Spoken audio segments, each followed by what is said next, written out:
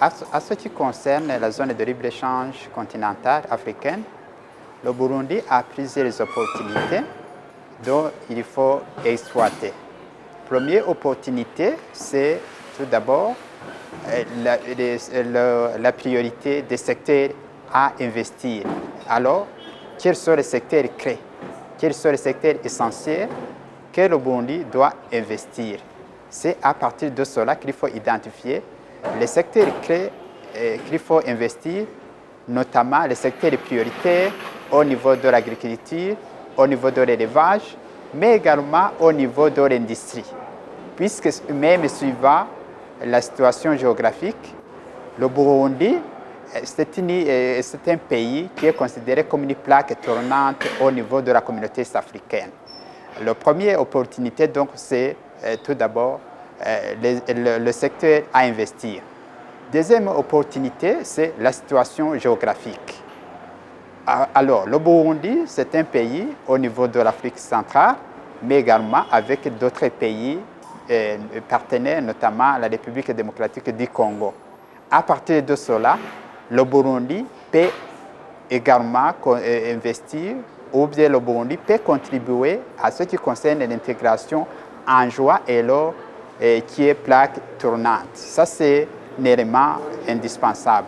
Troisième élément qu'il faut signaler, c'est également la prospection des marchés. Alors, quels sont les marchés potentiels que le Burundi peut bénéficier dans le cadre de la zone de libre-échange continentale? Alors, quels sont qu'il faut identifier? En premier lieu, j'ai dit, c'est le changement de la mentalité. Alors, le changement de la mentalité, il faut que les Burundais connaissent la situation du moment. Nous sommes dans la zone de libre-échange continentale. C'est la raison pour laquelle que chaque Burundais doit tout d'abord changer sa mentalité. Comment alors je peux entrer au niveau de la zone de libre-échange continentale? Comment je peux gagner? Comment je peux échanger avec les autres pays de la zone de libre-échange continentale? Alors, le changement de la mentalité, c'est un élément essentiel, indispensable pour, bien sûr, entrer dans la zone de libre-échange continentale. Il faut se préparer à la compétitivité. Il faut changer le comportement. Il faut alors essayer de chercher les mécanismes également de la protection. C'est un élément essentiel, le changement de la mentalité. Deuxième élément essentiel qu'il faut, c'est tout d'abord le marché. Il faut également chercher les marchés potentiels. Il faut tout d'abord connaître où, dans quel pays je peux vendre mes marchandises. Puisqu'on devait faire en priorité l'échange au niveau de quoi? Au niveau des continents. Alors, c'est-à-dire que l'échange doit être intra-africain. C'est la raison pour laquelle il faut identifier les pays qu'on devrait commencer avec le commerce dans le cadre de zones de libre-échange continentale. Par exemple, je peux vous donner un exemple.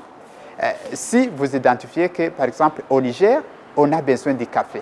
Pourquoi alors vendre du café en Chine ou en Thaïlande, alors que le Niger, un pays africain, a besoin du café? C'est la raison pour laquelle il faut faire l'introspection des marchés.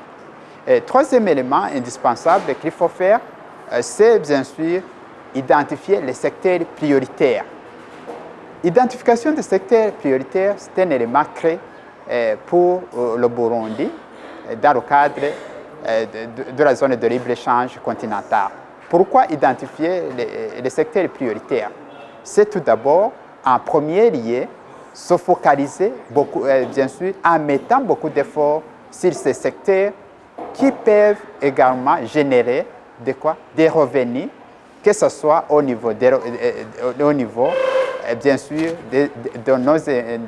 de nos opérateurs économiques. C'est la raison pour laquelle ces secteurs prioritaires doivent être identifiés.